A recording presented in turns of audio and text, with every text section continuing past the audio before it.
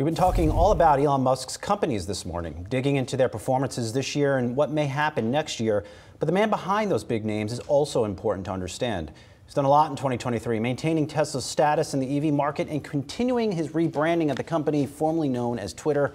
As the leader, is Musk effective, or is he taking on too much? Bill George, former Medtronic chairman and CEO and author of True North and Authentic Leadership, joins us now. Bill, thanks for giving us some time here. We've really been trying to make the connection on some of the outlandish stands that Musk is taking in terms of social issues, potentially starting to weigh on Tesla's stock and its performance. Do you see that day happening?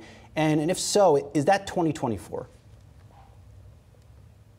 Yeah, I think Elon's got to decide, is he going to be the greatest inventor of our era, which I think he is, or is he going to be a social commentator? So I'd give him an A+ as an inventor and an F as a social commentator.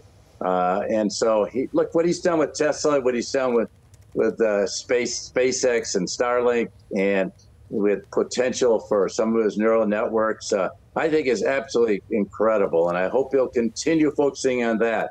But all this time on social commentary is really distracting, and it doesn't make him look good. I think, honestly speaking, I think on the social side, he's developed kind of a messianic complex that he can kind of move the whole world. And I'd rather have him get back to inventing great things than move the world. Okay, and so for customers who see this profile and say, yes, great inventor, but at the end of the day, do I want to purchase from the inventor who's turned more of a commentator, to your particular point, who's made the acquisitions, who's changed perhaps the entire construct of a social platform that maybe you went to and now has become less safe? Where do you kind of toss the ball up in the air and ultimately kind of see where it lands there? Well, I know people, a number of people that are not buying Teslas because of a social commentary, but I think the sales are still going to be strong, and people that want the automobile, they'll buy them. And frankly, investors that are going to look at the product and how it does, unless it is social commentaries. But I do think it's having an overall negative impact on his image. And frankly, it's hurting people. And he needs to get back to a civil network. If he could take X, or what he used formerly Twitter, and make it more like LinkedIn, where we had more civil discourse, it'd be a lot better off. This anti-Semitism and racism and homophobia and everything on X is really driving really bad discussions and hurting the country and the world. So I'd rather see him get back to a more civil discourse approach. And why not? And Bill, do you think Tesla's board has just lost complete control over Elon Musk, and they're just inclined to let him do whatever he wants?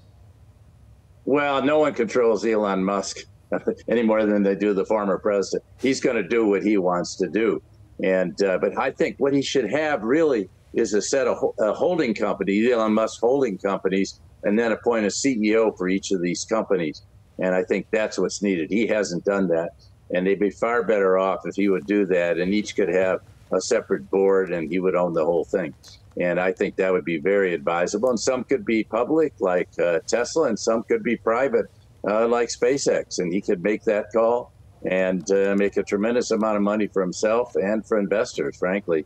And I think he's done a great job of that. Do you think kind of set the, frankly, he's got to find a way out of X. Do you think that he attempts to do that? Do you think he attempts to consolidate everything under X at some point, where he's already talked about having a super app that potentially connects to all of his other holding companies as well, whether that be Neuralink, whether that be Twitter or X now, or even some of the other kind of features that he's put forward in Tesla, and how that could all link together?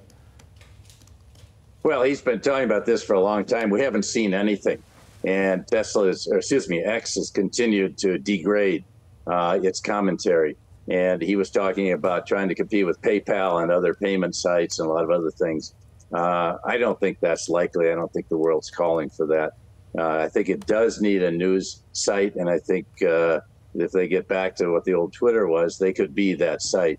But they've gotten away from it. But no, I don't think I think he treats his inventor companies over here and a social commentary company over here.